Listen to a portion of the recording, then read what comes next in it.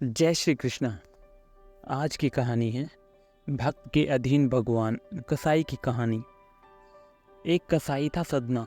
वो बहुत ईमानदार था। वो भगवान के नाम कीर्तन में हमेशा मस्त रहता था। यहाँ तक कि मांस को काटते बेचते हुए भी वह भगवान का नाम गुनगुनाता रहता था। एक दिन वह अपनी ही धुन में कहीं जा रहा था कि उसके पैर से कोई पत्थर टकराया। वह रुक गया। उसने देखा एक काले रंग के गोल पत्थर से उसका पैर टकरा गया है।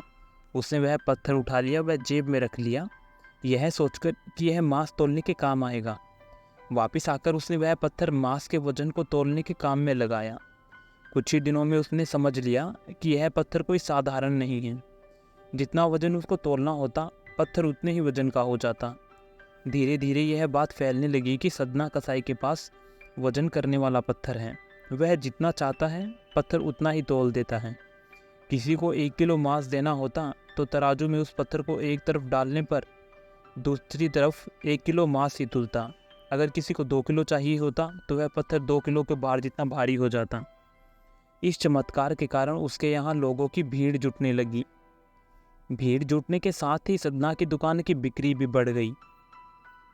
यह बात एक शुद्ध ब्राह्मण तक भी पहुंची।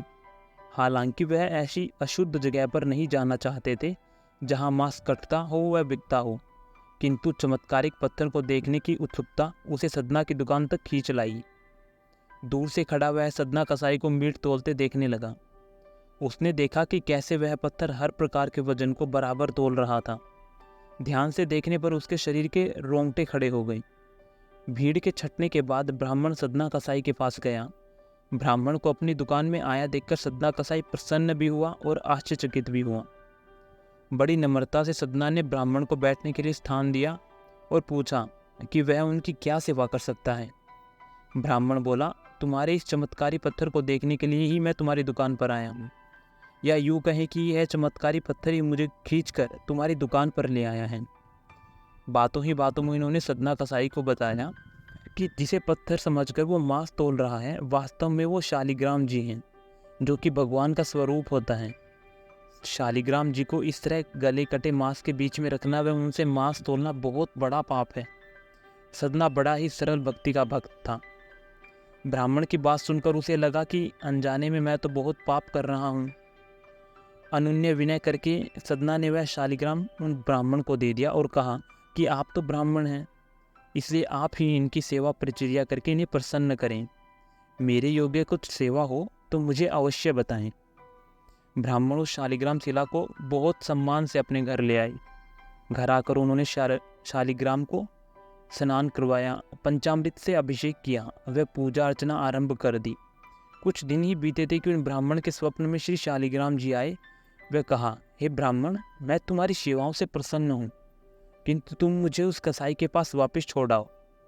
स्वप्न में ही ब्राह्मण ने कारण पूछा तो उत्तर मिला कि तुम मेरी अर्चना पूजा करते हो, मुझे अच्छा लगता है, परंतु जो भक्त मेरे नाम का गुणगान कीर्तन करते रहते हैं उनको मैं अपने आप को भी बेच देता हूँ। सदना तुम्हारी तरह मेरी अर्चना नहीं करता है, परंतु वह हर समय मेरा नाम गुणगान करता रहता है, जो कि मुझे अच्छा लगता है, इसलिए तो मैं उसके पास गया था।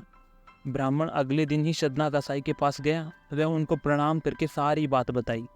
वह श्री शालिग्राम जी को उन्हें सौंप दिया। ब्राह्मण की बात सुनकर सदना कसाई की आंखों में आंसू आ गए।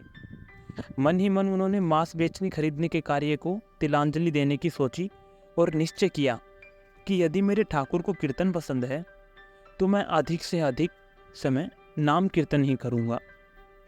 और इस तरीके से उसकी ज़िंदगी पूरी तरीके से बदल गई। तो आशा करता हूँ कि आपको कहानी पसंद आई होगी। राधे राधे।